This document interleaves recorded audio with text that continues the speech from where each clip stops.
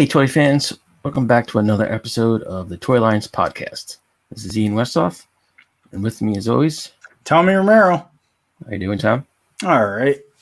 It's a great day to be a He-Man and the Masters of the Universe fan. And why is that? As I show my weak muscles.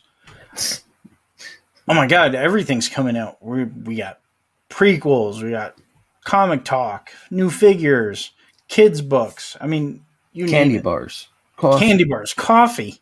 Who would have thought He-Man has coffee? He's got to stay awake. Actually, this makes me think of something. So, when the prequels came out, Okay. it had Star been, Wars. Yeah. So thank you. Yeah. When episode 1 came out, it had been, I think, like 16 years since the Star Wars movie. Okay. Give or take, we'll say. And before episode 1 came out, we did have new toys coming out. It started with the Bendhams, and then Kenner started putting stuff out. Right. And people were collecting for a while. And then episode 1 came out, and it was overkill. They just put out too much merchandise. Yes. Or it was the fact that people didn't like the film, or was it maybe a combination of both? And a lot of it wound up sitting on shelves. I think maybe they thought that people were going to be like right away collecting it because it's a new Star Wars movie, and probably Kenner sales were good at the time. Okay. With that kind of thinking in mind, do you fear, as a He-Man fan, that there's too much coming out at once? Or a lot of people have been speculating about that. Yeah. I'm thinking that not too much at once, but because I don't think it's oversaturated. Okay. I'm still waiting to see what they do with Multiverse or the new one. I'm just going to call it Masterverse. Excuse me. So I'm excited for that. I'm going to see how that does. But the big thing is right now just trying to get kids into it. Because let's face it. I mean, everyone's said it. Kids aren't buying Origins. We are. The collectors are. Mm. But I am excited to see stuff on the shelves. Yeah. It's all good. I'm not a huge Origins collector. I love these guys, the minis. Oh, those are cool. Yeah. I mean, right now, they're inexpensive. They're, part of He-Man, in my opinion. Expensive is nice. So, and you always want to support the line as well. Just do your little share. Even though if, like Origins isn't really my cup of tea. I have my vintage collection. But I am looking forward to Masterverse. I want to see what they look like. Apparently it's going to encompass everything Masters of the Universe. The comics, action figures, vintage, 2000X. I'm just, right now I'm looking forward to seeing stuff we haven't seen before. Mm-hmm. And that's what they're trying to promise us. Whether or not they deliver, who knows? Who owns the rights to the live action movie? Warner Brothers, I believe. Oh. That has not been re-released at all, has it? Is it on DVD currently? Is it? Yeah, it's on Blu-ray. There's a Blu-ray. It's on Blu-ray? Yeah. Is it a lot of extras? No. Just straight up film. That's it. All right. Wonderful. Like when we were talking to the great William Stout on this incredible podcast called Rocketeer Radio, he mentioned we got into talking because I guess, I don't know, I produced that particular episode, and I entered into a conversation with William Stout, who hopefully will come back. Very nice guy. Incredibly nice. I mean, the man he's a gentleman. He's cinematic royalty at this point. I mean, the man is beyond a historian. Anywho, we got into talking. We were talking about, why isn't there something with extras? And I mean, apparently there was a lot cut. So we'll get into that. Maybe one if day. But yeah, I mean, more product. I'm all good for. Like Pixel Dan's book. the toys of He-Man and the Masters of the Universe, which I got my shipping notice, so it is coming soon. It will be in my hands, both books. If everything sells well, maybe they will put. Are DVDs even bought anymore, or Blu-rays? No, Since but everything even is streaming. even on the cloud, it'd be great. Yeah. Okay. Yeah, because maybe HBO Max will put it on to watch. Possibly. Yeah. So I've been watching some stuff on that. Watched just recently My Blue Heaven, great classic film, and I would like to watch the Masters movie again. Which I think I've only seen it like once or twice. You can get it on Netflix, Amazon. The live action? Yeah. It's on Netflix? I don't know about Netflix. Amazon, definitely. Okay, yeah, that's the one I don't have, but okay, so it is available to be watched. Yes. Okay. Yes. So you don't really feel then that you're not too afraid right now of any kind of I'm excited. I'm really curious about Revelations. Well, I guess Netflix cartoon. I guess it's good that there's stuff coming out. Here's what bugs me, though. Now, check this out. So, they just announced they're making a live-action movie, Matel and a movie company, based on Rock'em Sock'em Robots, starring Vin Diesel. Now, how come everybody can get behind something like this, but yet...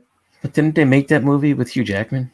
Yes, Real Steel. That's exactly what I've been, thinking this whole time. How come they can't put this much push behind Masters of the Universe? I don't know.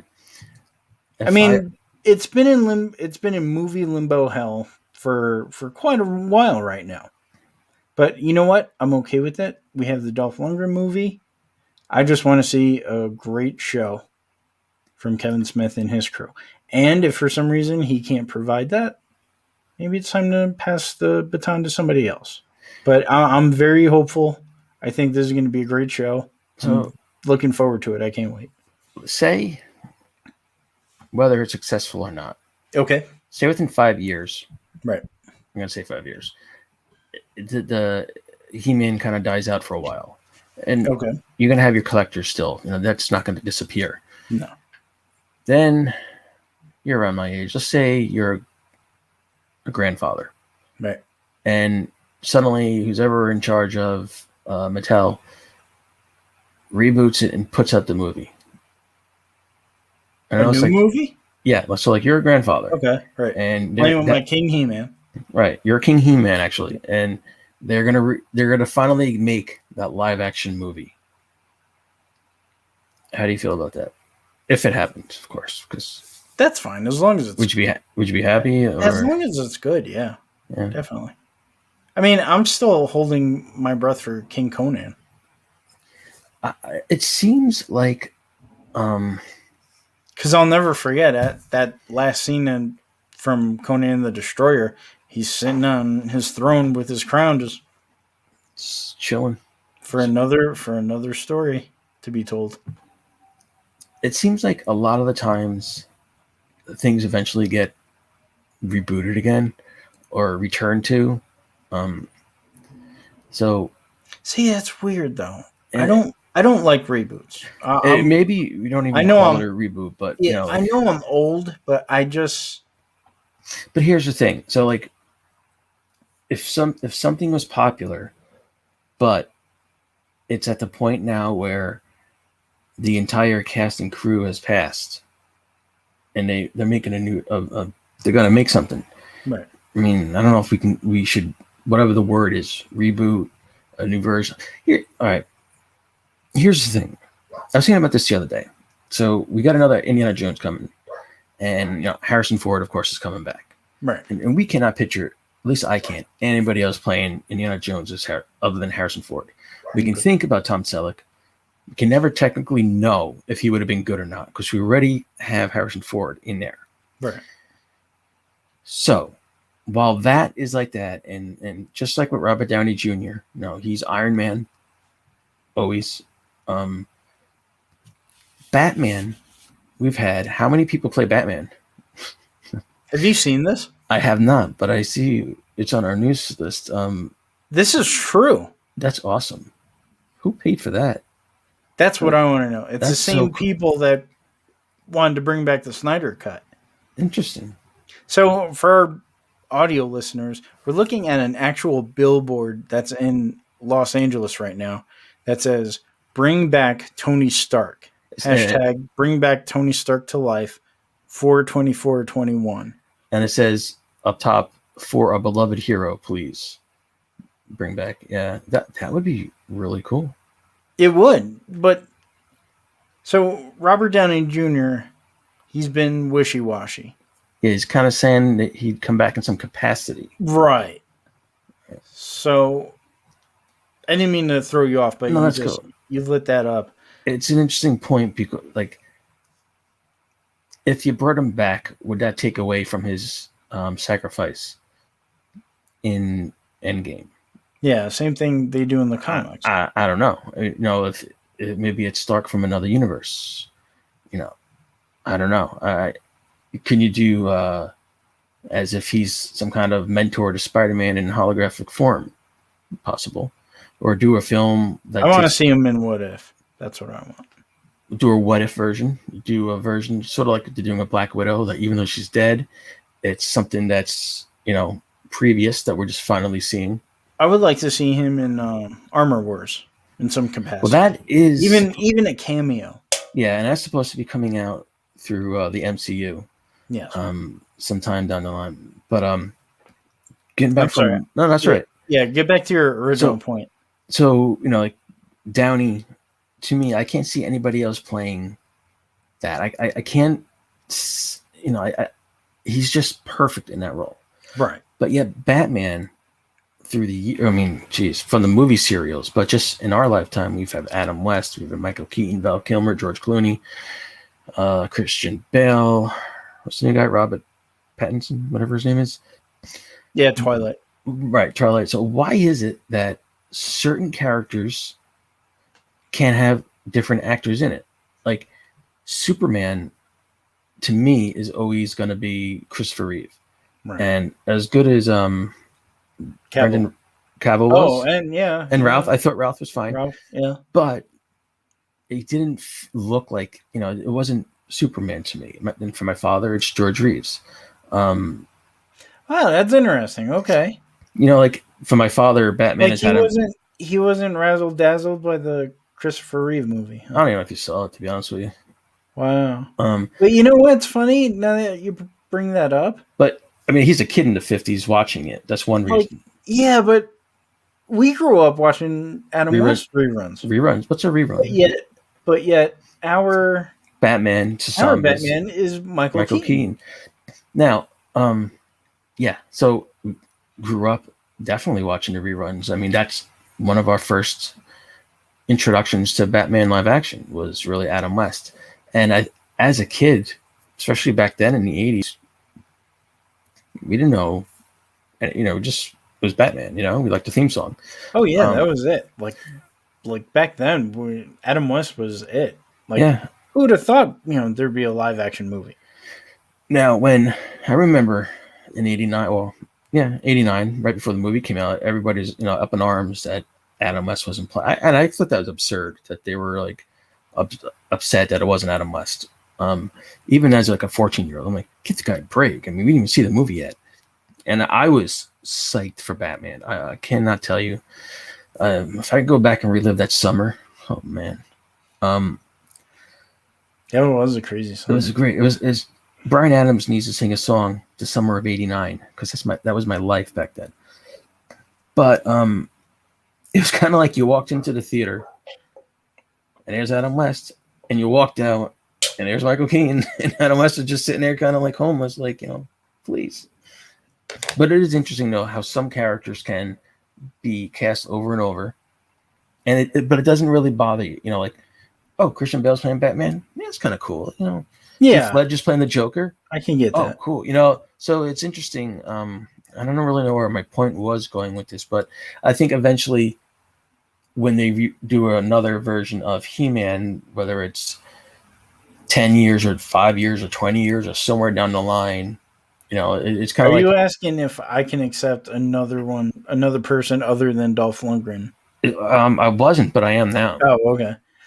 Um, yeah, why not? I mean, the last guy that they announced, who's apparently no longer attached to it, What was a young guy too, right? Santino or something. Yeah, I did not see a He-Man when I looked at him, and there's no offense to him. He just didn't bring out He-Man to I me. know he didn't even look like Adam to me.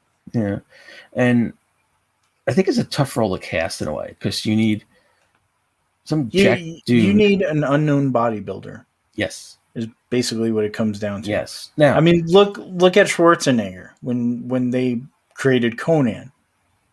I mean, prior to that, he did what Pumping one movie? Iron. I think. Yeah, Now that's a good point. So unknown, definite, because in a way you don't have an if you he's in can this. sign him for 3 movies right off the bat. Well, yeah, and that's the other thing. First, if he's unknown, you have nothing to compare him to, and you have nothing to say. Well, he was good in this and this. Second, you can sign him, but if the movie doesn't perform to the studio's money making, Bill Campbell was signed for a trilogy, but Disney decided not to go forward with the trilogy for the Rocketeer. But still, unknown.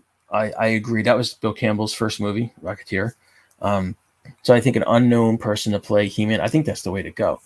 I do ask you, and I don't know if this is just me because I'm not a big knowledgeable person when it comes to Master of the Universe.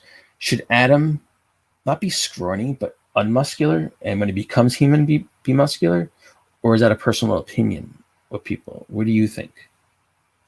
But I'm a Filmation guy. I have no problem, and people look at Adam in the Filmation as like, oh, all he did was change his clothes and get a tan. I mean, all Superman does is put on glasses. That's exactly my point. All Clark did was, Superman. Oh my God, it's Superman. You push him back down. I can live with that. Some people prefer the 2000X where Prince Adam was much younger. Mm-hmm. And, it kind of reminded me of the Captain Marvel, Shazam dynamic. I think that's too much if he's younger. Right. Or like Lino. I think he's like that. Well, no, Lino grew up. Lino's always Lino. Oh, I don't know what I'm thinking. Sorry, folks. But He-Man, I mean, like I said, I don't mind it. Like, even in the 85 live action movie, I was like, I just wanted to see Dolph Lundgren in, royal clothing. You didn't see Adam, though, right? Not in the movie. No, he was always He-Man. Okay. So if they did a movie and they did a He-Man movie, these are the things I want to say.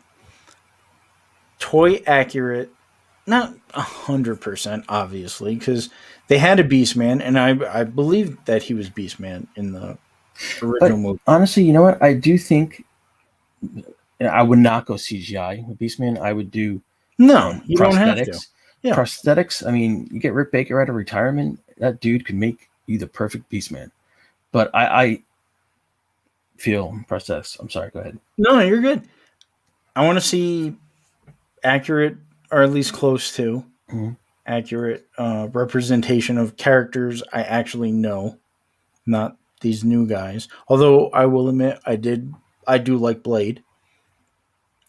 I want to see a transformation sequence. Mm-hmm. Okay. A good one that's worthy of Filmation, because that blew me away the first time I saw it. Right. So you want to see this live action? Live action. Okay. And I can't wait to see it in Revelations. I hope they do it justice. I want to see that and just have a good overall Masters story.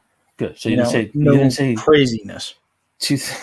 So no Courtney Cox in the cast of Friends. I don't want to see him leave Eternia. Yeah, I came for Eternia. Agree with that. I want to stay in Eternia.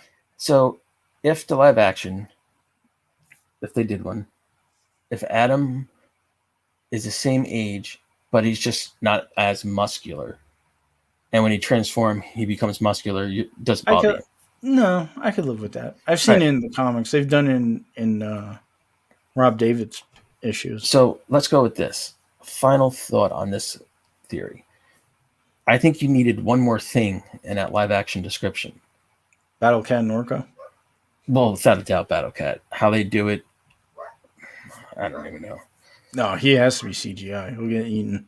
Yeah, for some scene, I wouldn't go full CGI because for any up close scenes, you can do animatronics. You get Jim Henson in there. Um, I think that was the issue with like Dragonheart, that you never saw a full dragon, and that's what was successful about the first Jurassic Park. They are robots, but they are animatronics, and when they put the scenes together, you almost couldn't tell. And if you do that right, you're gonna not have a problem. I would love to see a live action Grandemir. The dragon, okay. The So dragon. what you forgot to add, well, I think you were like this. This is what I think it would be a nice nod. Somehow in that movie, well, I guess I don't know. Well, Dolph Lundgren needs to be in it. He has to have a cameo. King Randor. Right, Okay, so King Randor, yes. It would be cool. Or maybe at the end of the movie, show a future shot where he's King He-Man. Oh, very nice. And it's suddenly Dolph Lundgren or something. But yeah, I think I can see that. He deserves that cameo. You know, it's well, yes, but you know what? I was listening to Joe Amato. He's one of the guys at the Fans of Power podcast, and I love the King He-Man action figure. However, there is a huge debate, and if they're listening, I'm on their side with this. He should be referred to as King Adam because he does eventually give up the sword to his son. So I've been referring to him as King Adam. I mean, even when the figure came out, you mean not King He-Man? Call him King Adam, right? I think King He-Man was a marketing attempt to entice people, to get people to know, because people who aren't Masters fans, and even though he was a special, I don't know much figures. Even though he was the special yearly figure, he should have been called King Adam. Here's a theory too. I'm just throwing this out there. Yeah. Let's just say they did something where they called him King He-Man. Right. In a way, tell me if I'm wrong, doesn't it kind of go against the point? Like, He-Man shouldn't be king. Adam should. Right. Because he turns into He-Man when necessary to fight. But as Adam, he could probably take care of a kingdom with diplomacy. Exactly. So, like, if he actually stays He-Man, that's almost like keeping the One Ring from Lord of the Rings for yourself. Isn't that like too much power to have as a king? Well, here's the argument I've heard. You need that secret identity. Because, if everybody knew he was King He-Man like 24/7, he can take up Eternian hostages and be like, bring me King He-Man now or I'm killing all these people. Whereas Adam, they don't really see him as a threat. Mm-hmm. I mean, he may lose the goofiness that he had as a prince and, maybe step up and do some diplomacy. Yeah. Right. But he can't be He-Man 24/7. He needs that downtime. Yes. He needs that secret identity. It's not, but it sort of reminds me of these books I've been reading by Terry Brooks. They're called the Landover series. And so the king actually came from Earth. You have to read the first book. He sees an ad in the Christmas catalog to buy a kingdom and to be king, and that's what he does. And when he wears this chain, the king could turn into the paladin, and the paladin is the king's protector. But the King Ben is always worried: will the paladin one day, that draw to become the paladin to fight, be too much to withstand? Could he? He was a former attorney, so he's very good at helping. But like, do you rely on that muscle too much, or sometimes it might just take reasoning to be a king? So I guess it doesn't really. They're good books anyway. I'll put it that way. So it sort of reminds me of that. But a lot of times when I talk things out, they don't sound like anything. All right. Yeah, we know what you're I think our listeners come back for you. No. They're like, Sam muted. Jesus. I don't think so. Not at all. We were discussing this before. Just want to mention Ghostbusters coming out. I have a good feeling a bit about it more with Ivan Reitman recently released a video with Bill Murray, and Murray hadn't seen anything yet, and he showed him a clip of Paul Rudd with the marshmallows, and Bill Murray was laughing and actually said to Ivan Reitman, "It has a feel of the first movie." That really made me feel better about the movie. Not that I didn't feel good about the movie, but to get Bill Murray's like seal of approval, who for the longest time, and I was saying to you, Tom, like I've read that whenever Dan Aykroyd would send him a script, and if he didn't like it, he'd shred it and send it back to him. Now let's flip that question over now. Now, if all right, so Reitman Jr. is making a new Ghostbusters film. Right. Now, let's say Bill Murray, Dan Aykroyd, Winston Zeddemore, I can't remember his name. Ray Stantz? No, the actor. Oh, Dan Aykroyd. The other one. Winston Zeddemore. Oh, Ernie Hudson. Thank you. Yeah. Let's say none of them are coming back for this round. It's a whole new generation of Ghostbusters. How do you feel about that? We had that. 2016 girls. Yeah. Okay. So I think this movie might be like that in a way, even though we got the original cast coming back. I have a feeling it's gonna be more about the young kids. Okay. But that being said, I think if you do it right and you're paying like respect to the, if this is what the third movie is supposed to be, it's supposed to be like a sequel to the second movie. So even if they weren't in it and it was same concept of them fighting this and somebody's a direct descendant to it, I think you just need, honestly, the first thing is the story. Because if you don't have a story, you've got nothing. You got to have a great story and then have a great movie. And then you could be like, wouldn't it have been cool if they came back? And that's fine. But when you have a story that isn't 100%, which I think is the problem nowadays with movies, you're getting 50% at the most. I don't know, maybe more, maybe. Oh yeah. I mean, Kong and Godzilla, for instance. I mean, for Pete's sake, when you have Kong jumping off something like in Die Hard, that took me right out of the movie for a minute. I'm like, he looks just like in Die Hard. I'm like, I just fast forward to the fights. That's all I wanted to say. And that wasn't a fight. I'm like, what the heck? So here's something that bugged me a little bit. Not to sidetrack. No. Okay, so you remember how giant and huge and just like, King Kong was on the top of a skyscraper. Yeah. Okay. Now, picture a little girl, average height, trying to sign language, and King Kong in his massivity. I don't know if that's a real word, but it is now. His super massive massivity size looks down at this tiny ant from his point of view. And she's signing him, and he's like, oh, yeah. Yeah. Now, no offense to people with sign language. I was just trying to prove a point that he is so massive that he must see us as ants. Well, yeah, I don't know if he'd be able to actually read her. Exactly. Yeah, her language. Either that or he has, great super vision. eyesight. Yeah, magnify eyesight. I never thought of that. That's a good point. Yeah. Yeah, that always bothered me. I get it. It's the human story and it's cute. But the issue with that is, though, when something like that, if it pulls you out of the movie for a moment, right, that's not good storytelling. Yeah. The flip side I'm is, a nitpicker. Well, yeah, and but that's fine. But you're right, so that's why. Yeah. But the flip side is sometimes we got to go into a movie and be like, okay, it's going to be a movie. There are going to be some things that are stupid because it's just impossible. Right. But, but again, I think you let them slide. Yeah. And I think if that movie had a better story, because I felt having only seen Skull Island in this movie, and I was still like, what? I just,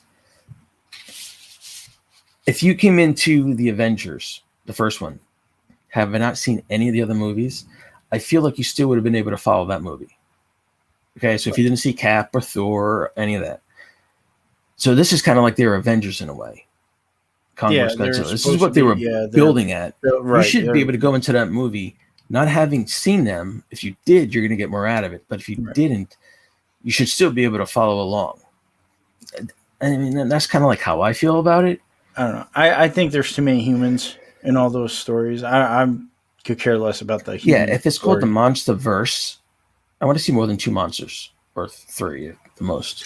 Let me ask you this: Godzilla, lizard or dinosaur? Lizard. He was too much lizard in that. He is supposed to be a dinosaur. From what I remember, he was a T-Rex. That's right? what I've been debating people about this. People are like, no, he's a lizard. I always thought from like his spikes and all that, I thought he was a dinosaur. Well, here's the thing. The suit, when you have a guy in a suit, he definitely looks like a T-Rex. With or without the spikes, because he's bipedal. Well, I don't care about the suit. Like, I care about the character. They made him too lizard-like in this one. That's how I felt about that last Godzilla movie. Matthew Broderick? Yeah. Now, I kind of see him as a radioactive dinosaur. T-Rex, right? Because I believe the intention was it was supposed to be the effects of like World War II or something like that, and that's what created or somehow affected Godzilla to give him the fire breath and all that stuff. I could be wrong. I'm not an expert in Godzilla, but how about Dragon? Dragon. He does breathe fire. Dragon? Well, he is a theory I have always had, because when they first discovered dinosaur bones, however far back, how do they know, unless you find one completely intact, how do they know what that creature looked like? And now I'm gonna take a step into weirdness here. Maybe we're wrong about dinosaurs. Maybe that was actually a dragon. That'd be cool. That would be very freaking cool. Now, there's one more thing before. So Jurassic Park, the first one, had a lot of paleontologists as advisors. And you have to. Right. You need that kind of thing. And in the first movie, it was the big debate. Not a big debate, but it was about dinosaurs, the relatives of birds, descendants. Which I believe very much.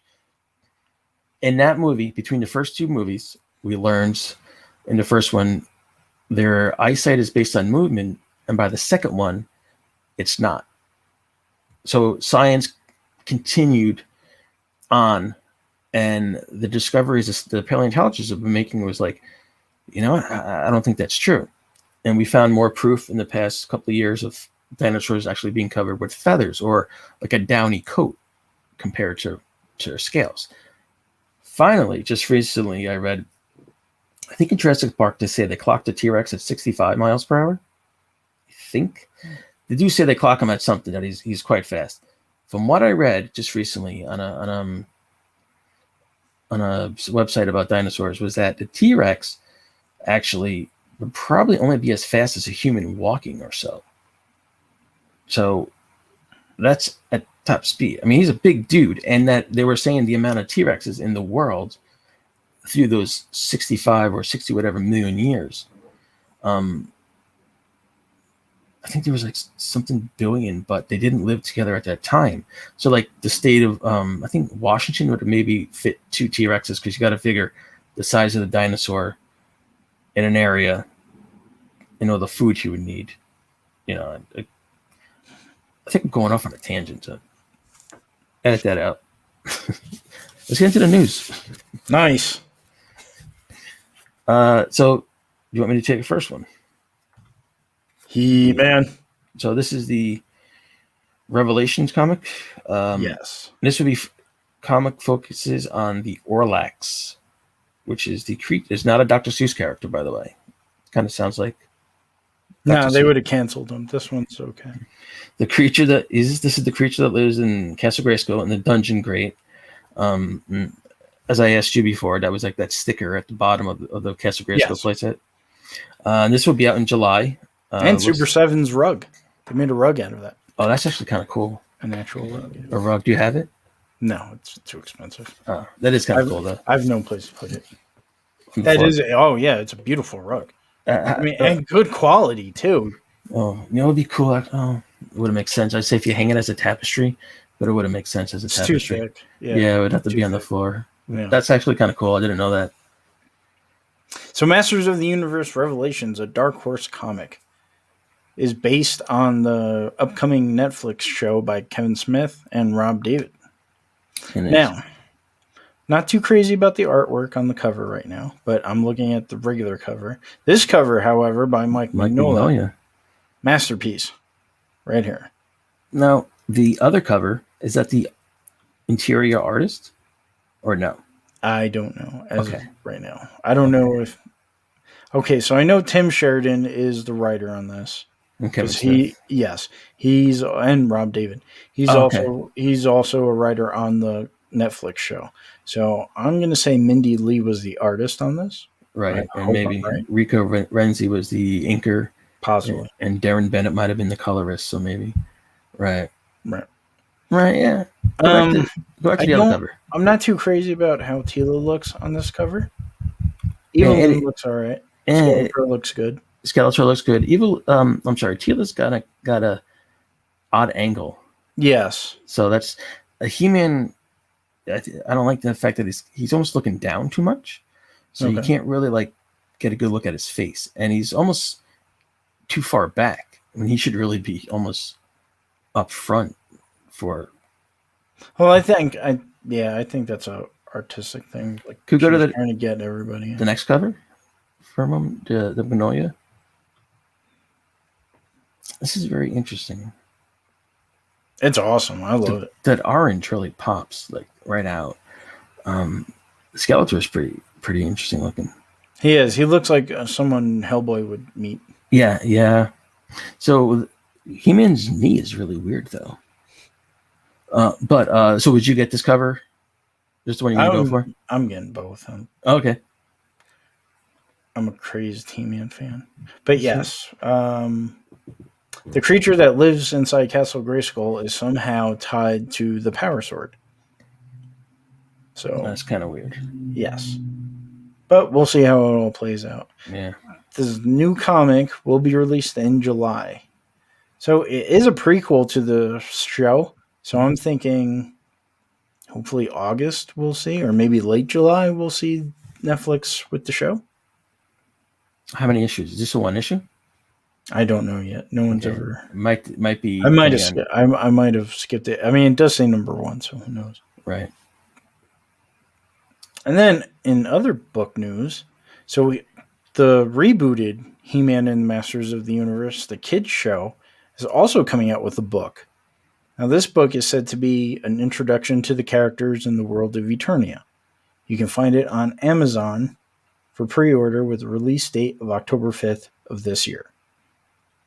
So around the same time, I'm assuming the reboot's coming out on Netflix. It's interesting. It's an interesting cover in a way. This is not the official cover. This is just a logo. Right, okay. The promo poster. And Wave 5 of Masters of the Universe Origins has been announced. And it will include Evil Lyn in her 2000X colors with a 2000X logo on the card. This merman reminds me of the 8-back, the original 8-back. This is what he should have looked like in the vintage. So he's coming out. Fisto and Faker with a vintage style He-Man head, not the wrestling head the regular figure comes out with. So here's Evil Lyn in her 2000X colors. She should have gotten a second head, but you said it has an X on it somewhere. Where? No, 2000X. So He-Man came out he got a reboot in 2000. Yeah. I thought you meant maybe they had something on the card saying that. Yeah, right there, that sticker. That's the 2000X logo. So and then Merman. Here's the I'm gonna call him 8-back head merman. It's good that they. Where's his sword? It's probably behind him, but this could be just a publicity show. Yeah, that's true too. And then here's Fisto. Now he's already sold out, folks. Wow. So you may want to find them at Entertainment Earth because Big Bad Store got a ton of them, and all the pre-orders are out. Why is he so popular? Because he's Fisto. No, I guess that makes sense. Like, no, was there ever Fisto's a very popular character. really? But Like, you know what I think it is also? What? The customization features on this line. Like, I'm sure that fist can come off, and you could put it on any character, especially like a Battle Armor He-Man. Like, so it's kind of like the Infinity Gauntlet in a way. Yeah, somewhat. Okay, so that's interesting. Somewhat. And then, sorry, folks, I can't really zoom in on this figure, but It's because he's fake. I do like the head, though. The head does look like the old '80s style. Yeah, that's the head. WWE He-Man should have come out. It's funny. That's out of everything you mentioned, and I wouldn't have noticed that. I wouldn't have known about the coloring for Evelyn, but the head did stand out for Faker. It kind of reminded me when I was a kid. I used to like squeeze their head, like together. Oh yeah, if you had the soft one. If you had the soft one, exactly. Yeah. And speaking of Faker, our friend Rob McCallum is making a movie, a documentary about Filmation, entitled "Faking Filmation." And now the very nice James Eatock has included another tier on their Kickstarter for Faking Filmation. If you pledge $99 and above, not only will you see your name in the credits, but you'll also receive a Faker model sheet. The model sheet's pretty cool. Oh, sorry, my throat just dried up.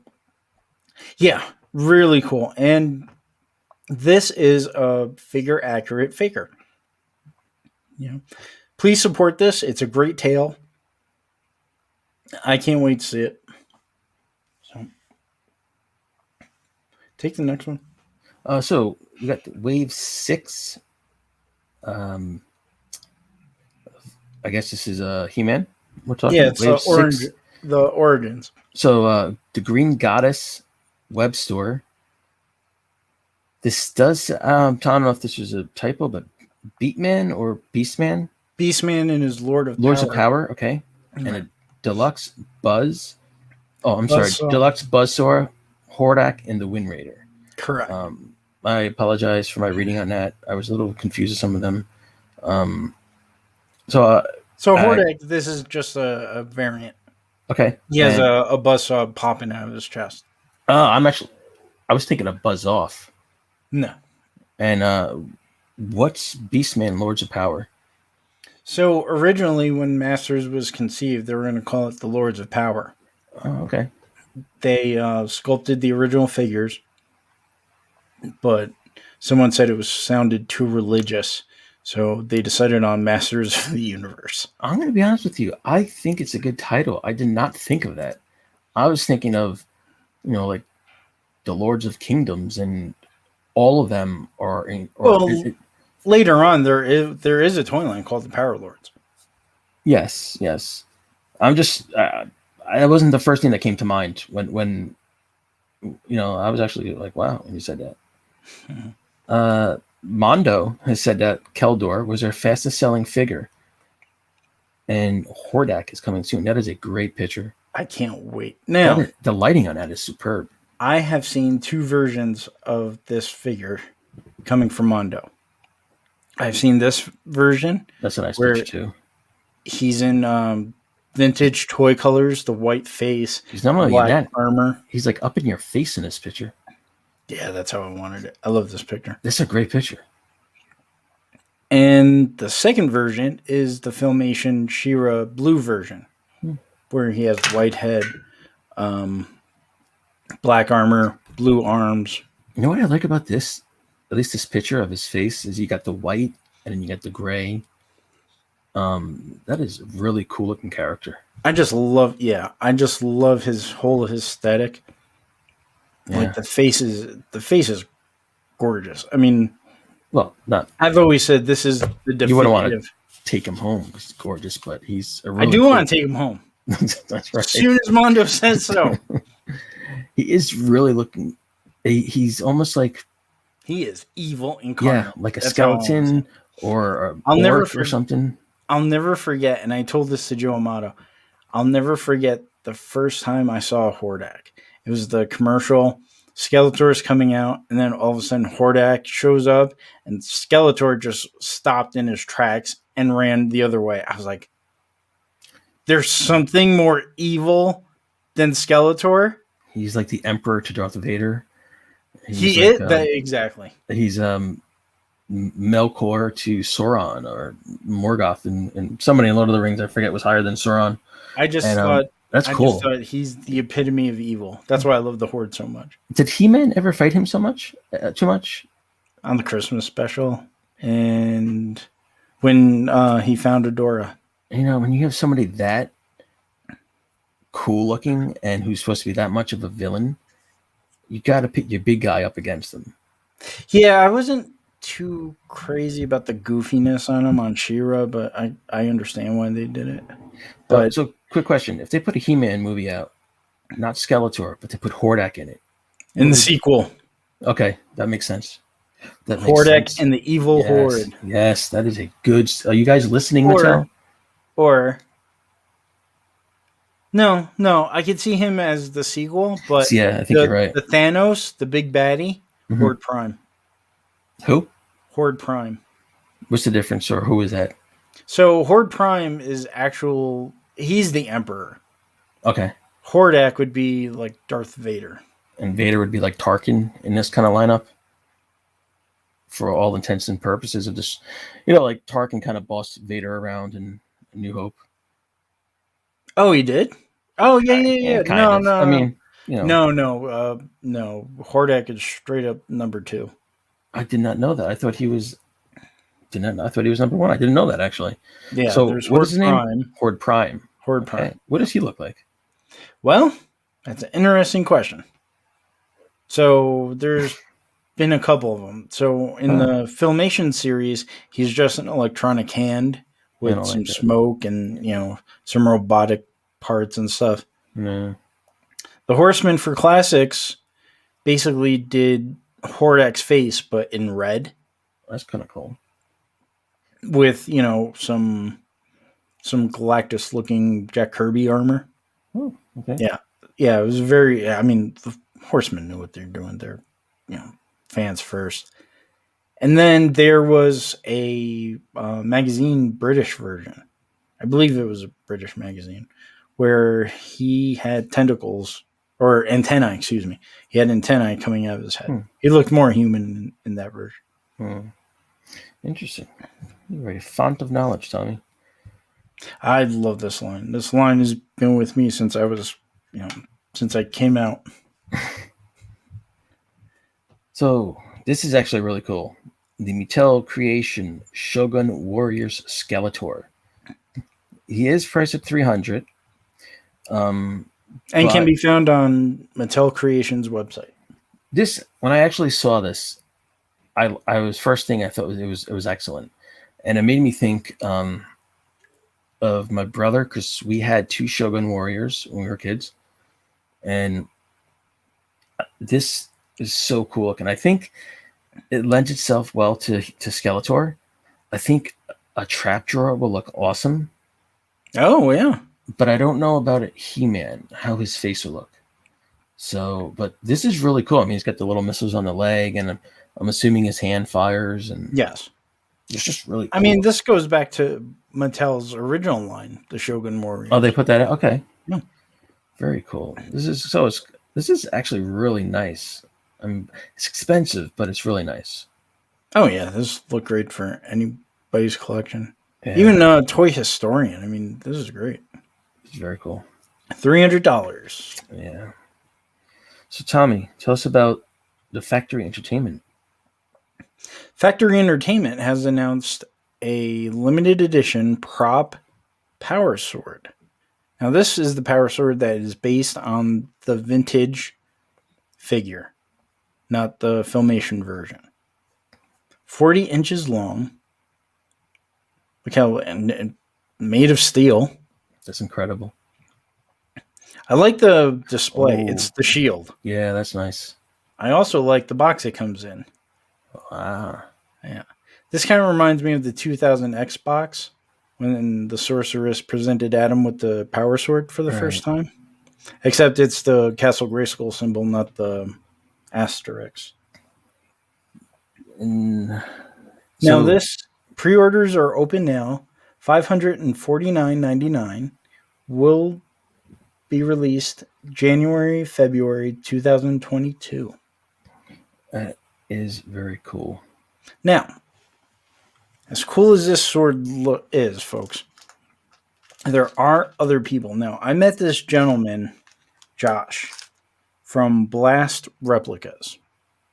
He also created his own Masters of the Universe power sword, which I have right here.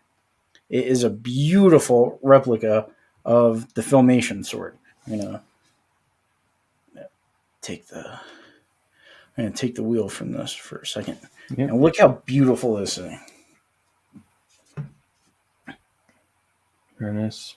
It is beautiful. I fell in love with it. And Josh, incredible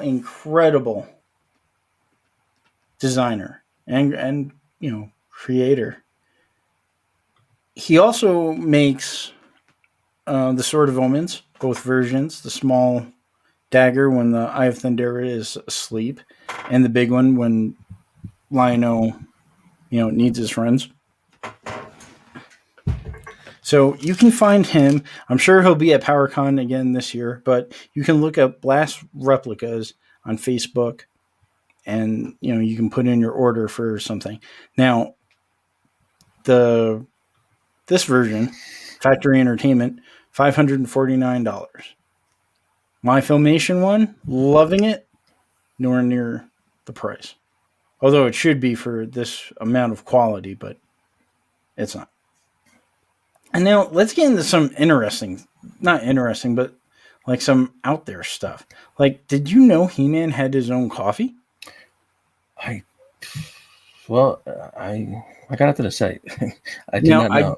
I don't know if this is an official thing, but it does say Masters of the Universe, and it is manufactured by the Weird Brothers Coffee House in Virginia. You know what flavor it smells like? I have no idea. Eternia. What does Eternia smell like? I have no idea. You have to buy the coffee. You have to buy the coffee. Gotcha. Oh, that's a good plug. plug. This is actually. I'm not a coffee kind of person, but it's kind of neat. Yeah, I love weird stuff like this. Mm-hmm. I may pick up a bag. Now, there's also Masters of the Universe candy. Do you have a picture of it or no? I'm looking. This is going to be interesting. This is all jumbled. I mean, it's just a candy bar. The logo or some kind of picture. Here it is. Yeah, it's just the candy bar with the art back by Axel on Axel Jimenez. The one on top looks like a Wonka bar. It's so big. And yeah, it's a pound of chocolate. That's really powerful pound of chocolate. and the smaller ones, so we got Skeletor dark chocolate and He-Man is milk chocolate. These are really nice pieces of art on them. These are really cool. And you know what? More and more, I've been seeing candy bars for things. There's been like Ghostbusters candy bars and South Park and all these different brands that are doing candy bars. So and Ghostbusters has a new cereal now too. I thought I saw something like that. Yeah, I loved that cereal as a kid. Yeah, so you know what? I really want to eat one of these candy bars right now. Yeah, now is a great time to be a Masters of the Universe fan. Yeah, these are exciting times. It honestly, it really is. I'm a little jealous because there's so much for you guys that it's just like, oh man. Yeah, they're up there with Turtles and Transformers now. They're making a comeback. The Toydles. So, yes. Super 7 has sent out another tease for their Ultimates line. Who is it? What is it? Well, this one we know. Yeah. Sorry. Yeah. So he... and actually, we know the other one, too. I don't have a picture of it, but... This is a good picture. It is samurai. Well, this picture we're looking at is Krang. Yes. Oh, yes. Thank you for those not viewing. Now, the Ultimates line is based on the Playmates. So I'm wondering if he's going to come in his robotic bubble with the legs.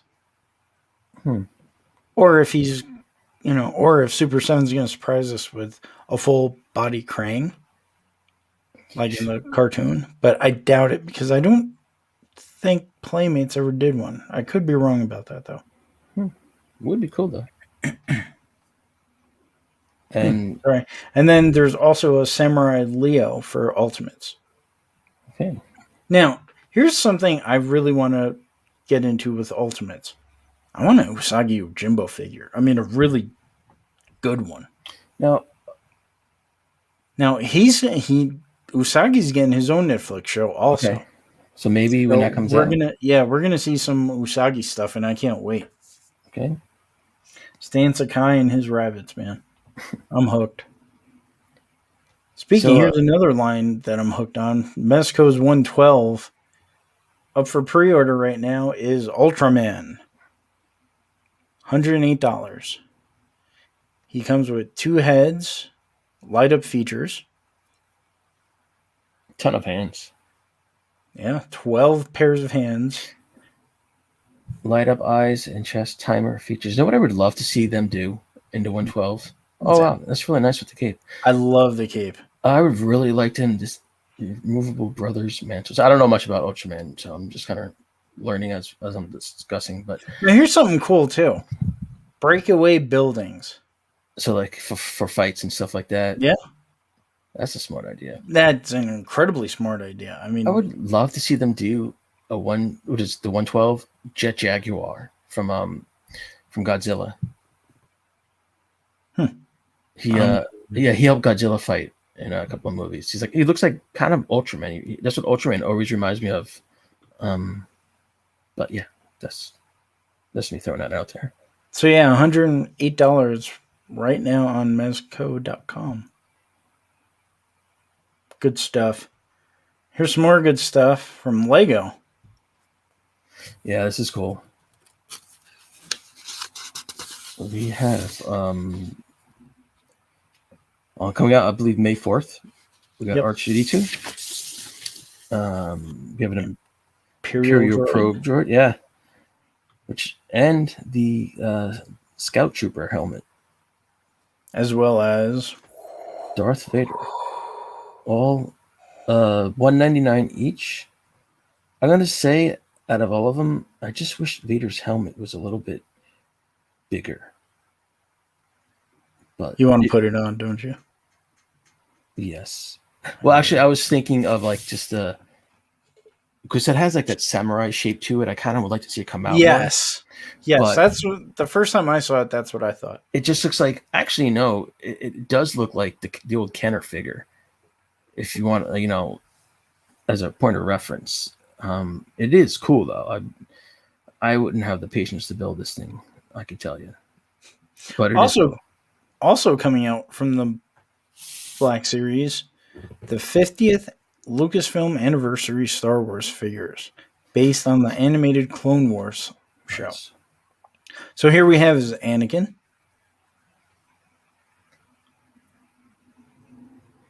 Echo. Pilot. Hawk. Pilot Hawk. And everyone's favorite general. Nice. He's got the armor on. Obi-Wan Kenobi. The only thing this thing is missing is the robe with the armor. Would be so sweet. Yes. It reminds me of that scene from the Gendy Tartakovsky show where he takes it off and it lands on our C-3PO. Yeah. Well, yeah, that was Anakin, but yes. Yeah. Oh, wasn't he? Yeah. No. I mean, he did wear this armor with the cloak. It's just so cool looking. It's just so cool looking. Yeah, I love that he has a symbol on his arm. Yeah, right there on his shoulder. Yeah, that is a cool symbol. Yeah. So here's something interesting. So May 18th, Major Blood from the Classified line is set to be released. Okay. And then a few minutes later, or not a few minutes later, but Marvel Pulse on their Premium Pulse website thing also had Firefly and Viper available for their classics line, or classified line, excuse me. Both those figures sold out in less than 2 minutes. That's incredible. That's crazy. But here's my question: Why is Hasbro making these figures so hard for GI Joe fans? That's a question. They should take this knowledge, especially these crazy sellouts, because let's face it, half of them are going to end up on eBay. Yeah. I know somebody got a hold of this Major Blood, and he's like $2,000 right now. Holy smokes! Well, like the fact he's that not even released yet. The fact that it sells out that quick should be an indication that people there's a demand for it. Yeah, people want these figures. So, and they should make them available. I mean, but this is like a discussion we've had a lot about things. Right. But I mean, this is sales 101. The demand is there. Right. Now it's time to meet. Yeah, that's wild. Yeah, I'm really feeling for these GI Joe collectors, because I mean they're a great bunch of guys and they're very passionate. I mean they should be able to get these figures. I mean, well, let's face it. I would, I'd go crazy if there was a special Trapjaw figure I couldn't get my hands on. Oh sure, like I think regardless of what it is you collect, every collector knows that feeling. It's like, oh man, that sold out on you. It's like. We've all been there, and that hurts. I don't know. I'm thinking we need a Toys R Us back. Yeah, but even if there was, and if it was run properly, would Hasbro stop putting things like exclusively like that, or and stock the store, or would they still do it and have like an exclusive that sells out in 2 minutes? I think they'd do both. Yeah, to be honest with you, probably. Yeah. And speaking of things coming back, hopefully we'll be back at the movies, starting with Black Widow, and then moving on to Shang-Chi. Yes. And, yeah. Marvel Legends and Hasbro has released the images. And believe it or not, they're saying that these figures should be available in the fall. Now, I've already seen the Shang-Chi figure out in Walmart. Interesting. Crazy. But here's our hero, Shang-Chi. These are great looking figures. Yeah. Very deep, very, very high quality. And I love this.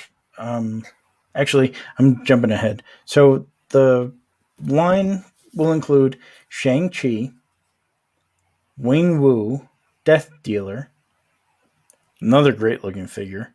Oh, yeah. Wow, that is sweet looking. Beautiful. It's almost like Cobra Commander colors. Yes. So Wing Wu. That's cool looking. Who has 10 rings. Yeah. That makes me think of Kung Fu Hustle. The rings like that. That's. Now, here's Xiao Ling. Now, this is a beautiful figure, and I'm going to tell you why.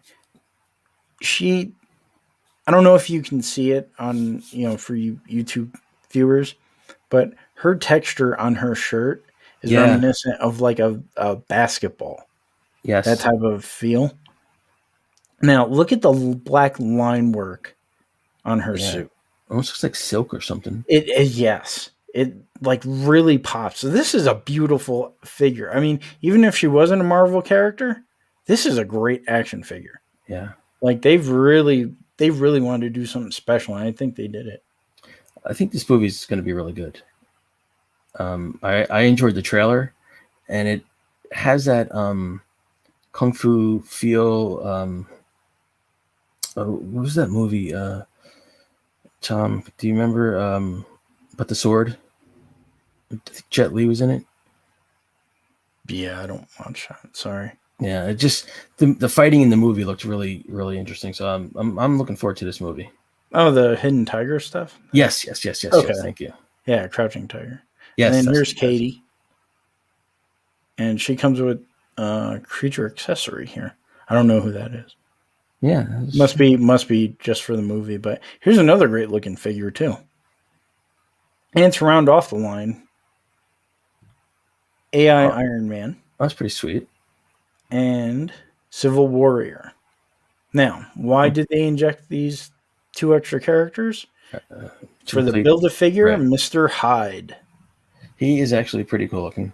He is. Another great. I mean, they're really stepping up their game with this wave. It's something like you haven't seen before, the way they did his face.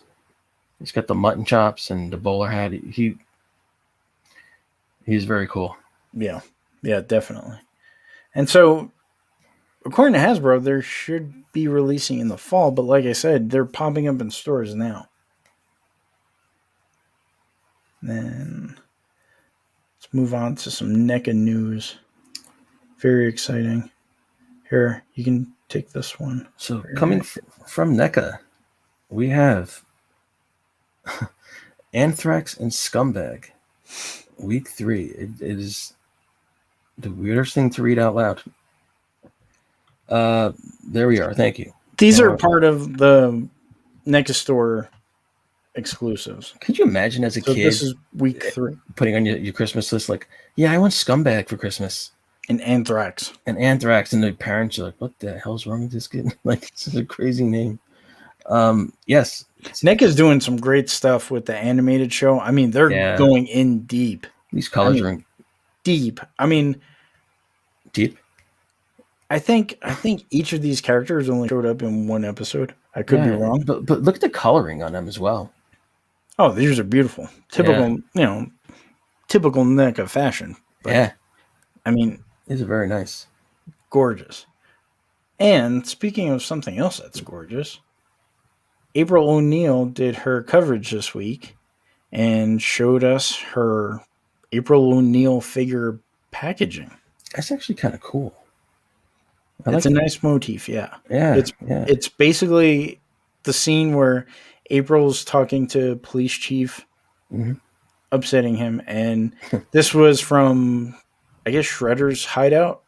From his point of view, it's a knife in the TV. There's multiple TVs and a knife right through it. Yeah. That's so cool. She also said this week that it is confirmed there will be a maskless Casey Jones figure coming soon. Nice. So hopefully we don't have to wait much longer before we can get an April O'Neil figure and a maskless Casey Jones figure. Yeah. Now, here's something that's close to Ian's heart. I knew he's excited for this if I could find it. But NECA also announced their Universal Monsters line. Here we go. Yes, so we have the Frankenstein Monster in black and white, 2 additional heads. Now, here's what's really cool. He's got, looks like 3 sets of hands in total, I believe. Chains, handcuffs and chains for the wrist. But he comes with the little flowers that the girl was playing with by the lake. That is like a really cool little touch. And then this will be released in black and white and in a color version. Yep. And coming soon. Which will be nice in color. I can't wait to see that. And coming soon, the Mummy, Werewolf, and Vampire. Very nice. Now, if they just throw in... didn't NECA do the Gill Man yet? The who? Creature from the Black Lagoon. I think that was Super 7. All right, so if NECA does one, man, you got like your Universal Classics right there. I'm sure it's coming. Yeah, I'm sure, because I mean they're doing deals with the Bela Lugosi Foundation. I mean, it's for likeness. Yeah, you know what I would really love to see NECA do? What's that? Just like this, Young Frankenstein. Gene Wilder. The movie. Oh, okay. Right? Because god, if they can, that would look great. You know what I found out the other day? Mel Brooks' son has a comic book out. What was it called? They made a movie about it with World War Z. Yes, thank you. Oh, so you did know? Well, okay, I knew about the book. I knew he wrote the book, but I didn't know about the comic part. Yeah, Yeah, he I think did all that. he did another book. I can't remember what the second book was about. I want to say it's about Bigfoot, but I Okay. could be wrong. But yeah, his son does right. And you know what's interesting about Mel Brooks was that he produced the Elephant Man, Yes. and he would Yeah. not have his name on it because he didn't want them to think it's going to be a comedy. And when they were releasing or doing Young Frankenstein, the studio didn't want it in black and white, and they were like, we'll do it in color, and then we'll release a black and white one. And he was like, no, you're not. You're not going to release it in black and white. This thing's going to be just black and white, no color. And I'm so Like glad. Clerks. Yeah, yeah, but and I mean, Clerks was more of like probably a financial reason. Right. Young Frankenstein was like he wants us to look like those classic movies, and I would love to see toys on, see NECA produce those toys. So here's something I'm looking forward to. Michael Mitnick is writing The Muppet Man for Disney Plus. It's the life story of Jim Henson. Yeah, I read about that. It's gonna be interesting. Yeah, I can't wait. I wonder how much like is he spending time with the kids to learn, like and to get the history of Jim Henson and his ex-wife for for all these things you want to learn about him. Right. Yeah, whoever's gonna play Jim Henson, they got Big shoes. Yeah, I mean, just his voice is always so peaceful. It's one of the things I like about it. He's just got a beautiful voice, so calm. So that's great. So Disneyland's getting ready to open, Yeah, but you need to Mickey's know before you go. Mickey's confused right now because Oh, apparently there's a loophole where people are actually going to be able to get into the park even though they're not from California. I thought they were only doing locals at the moment. They're supposed to. But like I said, there is a reservation loophole right now. That's no good. So they don't know even what's going on. It's supposed to get clarified right before they open. Oh boy. You know what? I'm surprised that happened because the way they, reopened Disney World, I don't know why they just didn't kind of like follow in that process. But Yeah. I mean, I don't work for the company, so what do I know? And then I just wanted to give a special shout out and tribute to the late Michael Turner, a famous artist for Top Cow and his own brand. He would have been 50. 50 years old. I met him once in a convention. Super nice guy. Always had time for fans. He had a really nice style, and Beautiful style. I mean, look, most of his figures were of the female form, and yes, they were all beautiful. he had cancer, I believe, right? Yeah, in his hip. And his hip, right? And I remember reading an article. Shortly after he created his own comic imprint, Aspen. Yeah. I remember reading an article in Wizard about that. Didn't he beat the cancer and it came back or something like that? A few times, yeah. Oh, They man. actually, I remember they actually removed most of his hip. And used coral, didn't they? Yes, that was the research he was looking into to replace bone with coral, which is incredible when you think about it. But yeah, he very talented. I would just to think of the things he would have drawn, continued to draw. It's very yeah. I mean, he created his own world. I mean, Aspen Comics was up and coming, and he was young up until his death. Yeah, he was very young when he passed. Yeah. And our last news item. Yes. So bring back Tony Stark. What is this about? I was, what? Like, is this another one of those fans that stop being a fan and want to take ownership of what they've invested their time and money in? Let's say. I don't really have an answer. I mean, it could be, it could not be. Or I'm going to throw this out there. Throw it. Is it DC or Marvel's? I'm sorry. Boy. Is it Marvel trying to? Yep. Well, it's past the date of the 21st. So if anything Well, was yeah, to that's be, when it went up. so if this is a idea from Marvel to get a response, that's an interesting way of gathering Info, feed. yeah. Yeah, Could you imagine Robert Downey Jr. did it? that would be interesting too. Yeah, that'd be a nice twist. That you know what? Well, just have you gone to the site or the hashtag or anything? I haven't.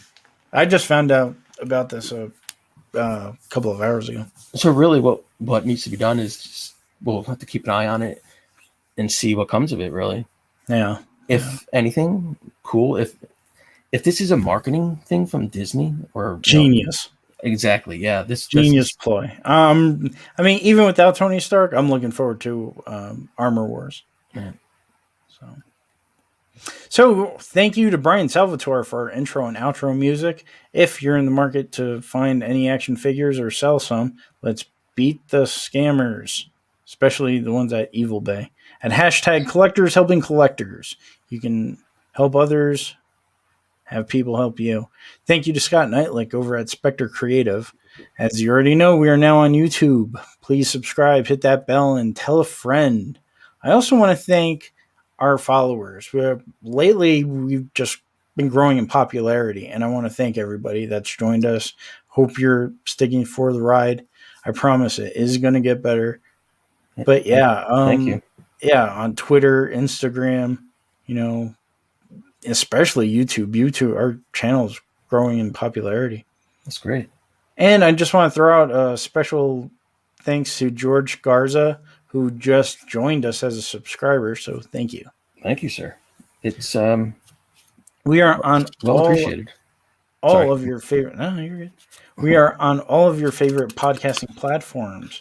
So Toylines is growing, especially with our number one hit, Rocketeer Radio. I thought you were going to say people of Eternia. No. Thank you for everybody who's been commenting on Instagram this past week on Rocketeer Radio. How was it? I'm sorry. I keep. That's no. Go ahead. Go ahead. How was it interviewing Jennifer Stevens? I mean, did you ever think you were going to get her? No. So as a guest? No. I sent a letter to the Rocketeer Trust on a whim. I never thought I'd hear from them, and I did. And she was so kind to take her time to first write back, and then to we set up a time to discuss the interview, and then to answer emails whenever I had an email, a question, and then to set the interview up. And I know she said she was nervous, but I actually think I was more nervous because that was like Rocketeer royalty to me. It was a fun interview. Oh, thank you. I listened to it. I mean, both of you were great.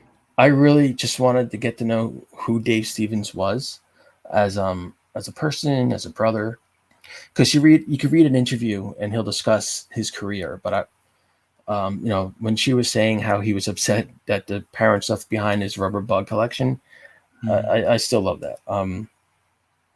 So thank you to everybody who's been commenting and following, and more is on the way.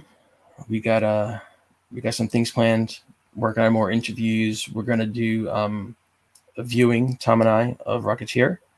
We're talking about that. Yes. Yeah, I'm just gonna throw it out there. We're gonna do our first live show.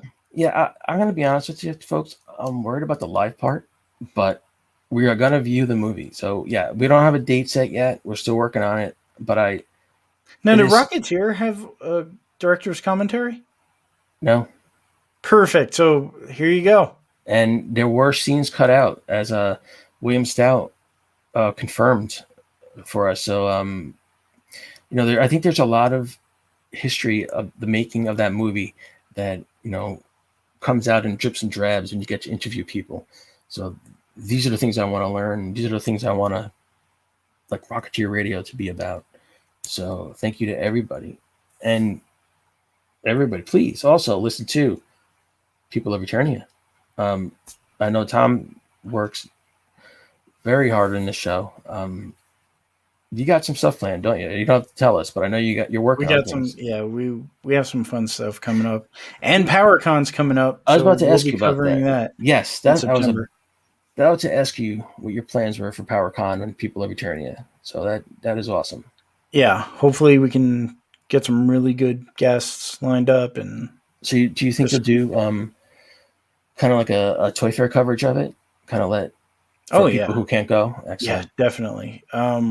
I know. I mean, we're in the YouTube society.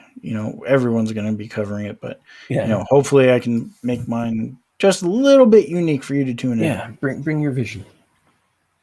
So that about wraps it up. Follow us on social media: Twitter, Instagram at Toylines, Facebook at Toylines, Instagram and Twitter Rocketeer Radio, or you can follow us on People of Eternia, Or all three, or all three. if you I'm like. going. Go ahead. I'm sorry. I'm Tom Romero. And I mean myself. Play with your toys.